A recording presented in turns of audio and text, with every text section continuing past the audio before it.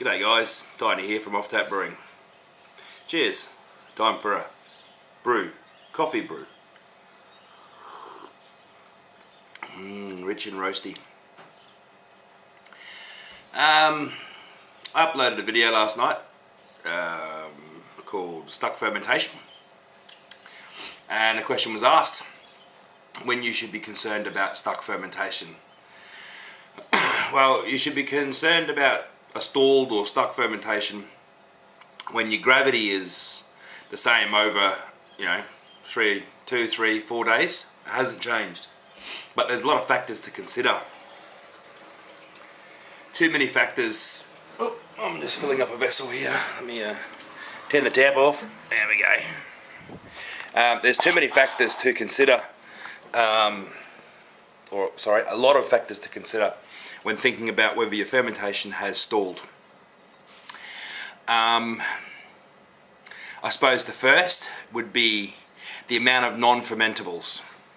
Okay, if you opened your tin, if you're doing a kit and kilo brew and you're just going with a standard, say, Cooper's kit or Munton's kit or something like that with a bit of dextrose or DME or something in it, there will be on the tin, it will give you a final gravity, maybe.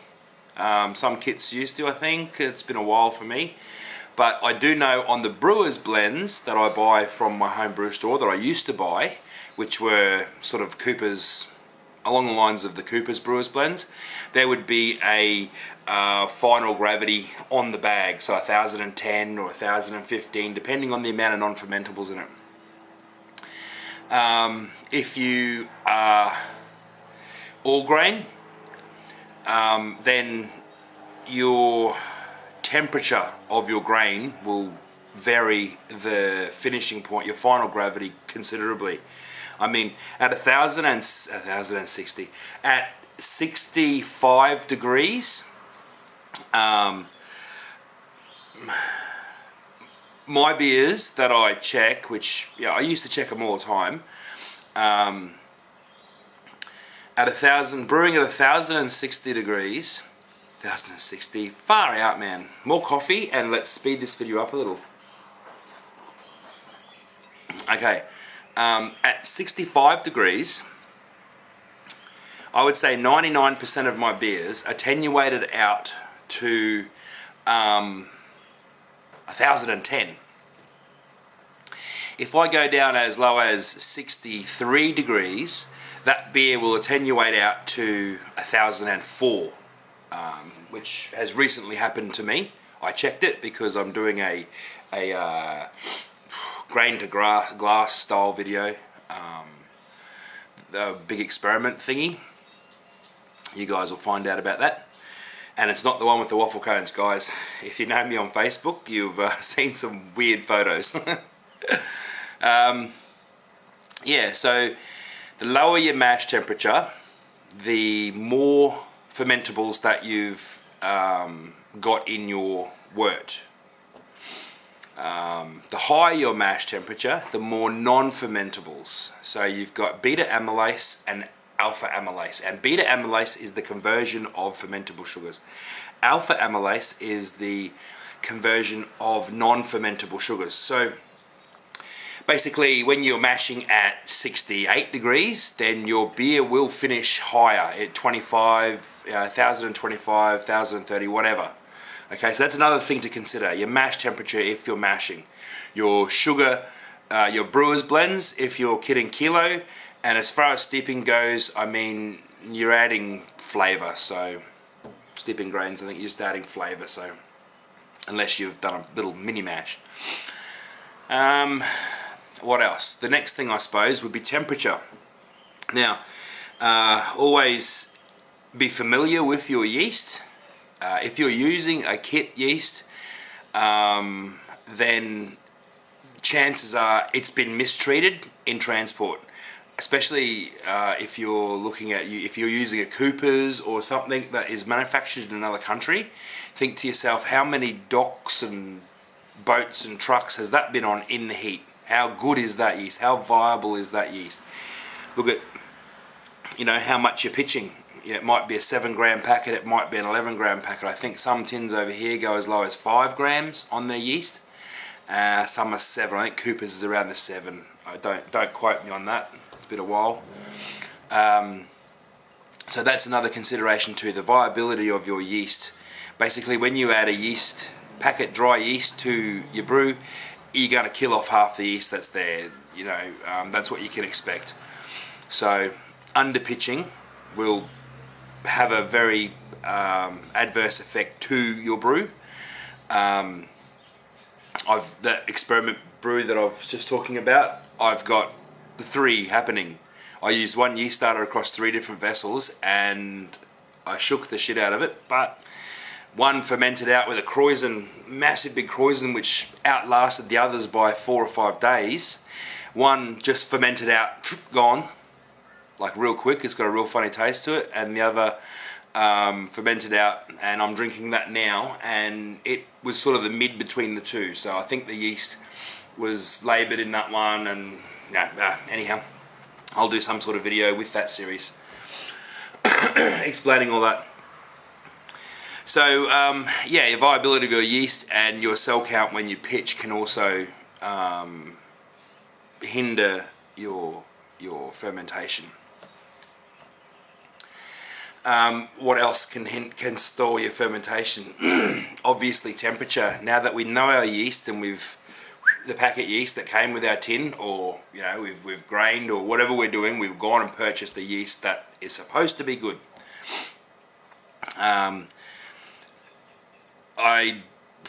Underpitching cell counts, the Y yeast smack packs and the ones in the tubes, I don't think they've got adequate cell counts in them, and a lot of people do yeast starters with them. For me to buy those yeast, they're too expensive. I just buy cheap packet yeast and I get a good result from that, and I do yeast starters with them probably 70% of the time. Oxygenating your wort. After you've boiled out all the oxygen in your wort.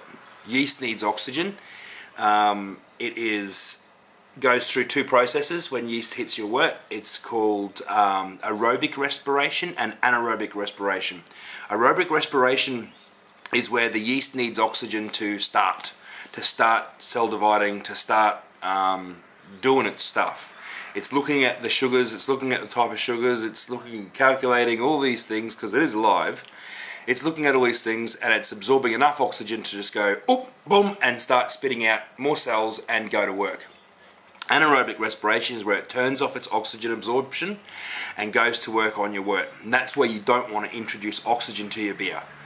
I don't know how long these 2 processes take, but that's what happens. Not oxygenating your wort will be a problem. Not having adequate ppm of oxygen in your wort will be a problem. Yes. Okay. I'm doing this just out of my head. I just woke up. It's like really early in the morning. I'm still drinking coffee, so yeah, I've got to think a bit. I'm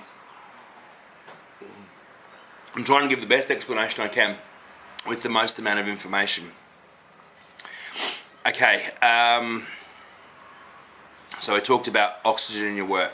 All these things can create a laboured start for your beer, which means you don't have healthy yeast and it won't do its full job, and that can eventually die out on you. Okay, temperature. Let's move on to temperature now. Temperature of your wort, of your fermentation. Obviously, ale yeasts and lager yeasts are different. There is a new strain coming out which is a mix. It's called a mid-feeder, and I think it's more tolerant to up and down with the temperatures. If you're doing kid in kilo, your tin might say can ferment between 18 and 28 degrees. Well, it can do that. It's absolutely can. You don't want to be fermenting at 29 degrees or 28 degrees or whatever, because that will taste like shit. And it will ferment very quickly. You want to keep it to the lower end of the scale so it's got time to do its job. But you start going under the 18 degrees as recommended, and your yeast is going to start going to sleep. You start going over the high temperatures of yeast and they're going to start dying, that you won't be able to recover. If you start dipping down, if you've got a poor quality yeast, and you're dipping around 17, 18 degrees, chances are it's going to stall on you. If you've got a good quality yeast and a healthy cell count, 18, 17 degrees on an ale yeast, like Sappho 4, Sappho 5, you know, all those good quality yeasts, they will be able to handle that, and it'll just slow them down. If you are brewing and your temperatures do drop and your brew is stalled, then it's easy enough just to heat it back up again with a heater belt, or pull it out of the fridge, or put it in a warmer part of your house. You have slowed it down to the point of stopping. Your yeast has gone to sleep. Just heat it up again, but don't heat it up too much. If you've got a fish tank heater, they're awesome. An immersion heater, they are awesome for putting through your lids. I used to do that all the time in winter, and then I worked out that slower fermentation was a nicer tasting beer. But they're handy to use for your heating up. Lager yeasts, obviously, they like, you know, down to 13 degrees. They don't like the extremes of temperature, like 18 degrees. For a lager yeast, that is extreme temperature. You will cause off flavors. But they can go down to as low as 10. So, you know, if you're dipping, you know, 8 or 9 degrees, yeah, your yeast is going to go to sleep again. And it just needs to be warmed up. Same thing as the ale yeast, but just a different scale of temperature. So yeah, I can't really think of any more. Cell count. Basically that's the viability of your cells. Temperature and the amount of fermentables in there can be factors of your wort, or your wort stalling. Try if my beer was the same gravity over 3 days and it was too high for me, and that beer that you just watched last night was 1030, it eventually got infected, so it's down the drain, it's gone. But I just stuffed around with it too much. But if you do have a stalled fermentation and you think it's due to temperature, easy fix, just warm it up a little, and it will start over the next couple of days. You'll see it dropping. It'll be slow to start because it'll be slow to heat up. It's a big volume of water, of liquid. If it is poor cell count, then a good yeast, another packet of brewer's yeast, will definitely, you know, start it again. If your yeast died, then you can make a little yeast. Just rehydrate your yeast. You don't have to make a yeast starter. Just rehydrate your yeast, because you're now throwing it into something with a lot more alcohol and a lot more CO2 than it originally had. So make a yeast starter, a yeast hydrator. So some lukewarm water, doesn't matter, half a cupful in a sanitized cup. You know, I don't want to be one of those people that say sanitize this and sanitize that. So just assume everything I do is sanitized. Makes it easier for me. They don't have to sanitize everything. But yeah, just your packet of yeast, your packet of brewer's yeast, into, you know, half a glass of water, and cover that with Glad wrap until it's nice and, you know, you'll see it change. You'll see it go from powdered form to a liquid form and looking healthy. And then just pour that into your fermenter. You don't want to pour it in over something that's got alcohol in it and CO2 in it, because it needs to go through aerobic and anaerobic respirations. Aerobic respiration being the important one. So there's no oxygen in there, or less oxygen in there, and more alcohol and more CO2. So you're just going to cause a big drama. SN9 that I talked about in that movie, in that last video, SN9 is a good yeast. A lot of people have used it and they know the one I'm talking about. It's very cheap, and it does come with its own yeast nutrient. It can handle extremes of CO2 and extremes of temperature. I think it's rated on their website to 18 ABV and high CO2 levels and low temperatures as low as 10 degrees. So SN9 for me, I've got a packet of it, so like a packet of packets.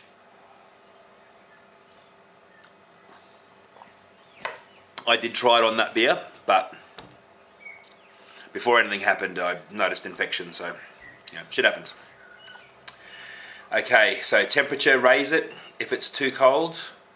If you believe that your Cell count was shitty. You've made a yeast rehydrator, and you've spent another $4. You don't have to buy an expensive yeast if you don't want to. You just buy a basic yeast just to give it a go. If it doesn't work, then you tip it out. So temperature, raise it. Also, probably the first thing I should have mentioned was sanitize your spoon, the end of your spoon, and give it a stir. Give your wort a stir. Just mix all that, get that yeast back into suspension. That's also something you should try. It's probably where I got my infection from, just pulling my spoon out of the cupboard and going like that. But yeah, try that. Try raising your temperature. Try repitching yeast out of a yeast hydrator. I mean, if you want to go as far as making another yeast starter and go through all that time, then yes, go for that. If not, then just at least rehydrate your yeast. If it's run out of fermentables, then that's it. It's done its job. Your beer's finished. That's the simple fact of it. You're not going to be able to fix that. So if you've put too much corn sugar in there, or you've mashed at too high a temperature, that's where it's going to be. Your beer's just going to be sweet. And I mean, there's ways of fixing the sweetness of the beer like that. I mean, you can pull some of that beer out, put it on your stove, and bring it to the boil,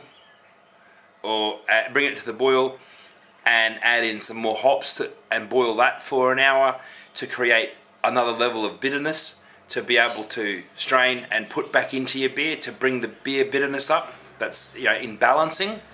But then again, you might not have the amount of alcohol in there. I have tried using alcohol, putting alcohol in it. You know, put a bit of vodka in it, something with a lot of, you know, very little flavour. Put a litre of vodka in it and do a little bitterness thing. Bring the bitterness up, try and balance the beer. I mean, there's a lot of experiments that you can do to learn more about what you've done and what's happening. Obviously, and the other thing is you can tip it down the road and start again. If you've got the time to waste and you want to try and play around with those things, I recommend giving them a go. I've got a product called IsoHop, which is pure hop bitterness, no flavour. Last time I used it, I added way too much of it, and it is bitter. But you know, less than a drop. Like, I don't know, you just put some on a toothpick and drop the toothpick in. You wouldn't really put much into a 23-litre batch. Yeah, but the experiments in trying to fix a beer that has stalled out too high is fun and interesting, and you do learn a bit about balancing your beers. You learn about you know, what sort of alcohol and what sort of IBUs and what sort of sweetness go together. You know, you might put a bit of alcohol in there and it'll take the, you know, it'll even out the sweetness, but the sweetness will still be there, and then all of a sudden you got alcohol, just alcohol straight on you. It's like, oh, too much. Okay, so what now? Okay, let's add some bitterness. Let's do a boil of some hops. You know, go 50 grams of hops in a liquid and boil them up. Pour it in there a little bit at a time and taste it a little bit at a time. It's good while you're kegging, but while you're bottling, it's really hard to do that. Once you've bottled, that's it. They're bottles. They're done. When you're kegging, you can add this stuff to kegs. So that's the bonus of having kegs. Okay, I don't think I've missed anything. Probably have. It's getting to a long video now, 18-19 minutes. So yeah, it's definitely things you can do. Definitely problems there if you're expecting a lower finishing gravity. So I hope that's helped you out. I hope it's helped you out, guys. Sorry about the length of it, but there is a lot to consider when your fermentation has stalled. The hydrometer is reading the same over, you know, a couple of days, 3 or 4 days. This coffee's over. I've got to do some washing and do some stuff today, so yeah, I might just put this in and upload it, and you know, you guys have a good weekend. And like I said, thanks for all, like I didn't say, Thanks for all the comments on the beginner series of brewing. I've got no more ready as yet because I'm actually doing a couple of experimentation videos. A couple of little experiments I've got going on, so I've put that aside for now, but I will continue, and the next series will be starting with malt extract and making my own beers, and I think Katie is going to do that one for me. She doesn't know about this yet, but look out for her video on brewing with stovetop brewing with malt extract and hops. Maybe steeping grains all in the same video, who knows. Alright guys, you have a lovely weekend and enjoy those beers, and may all your beer have bubbles.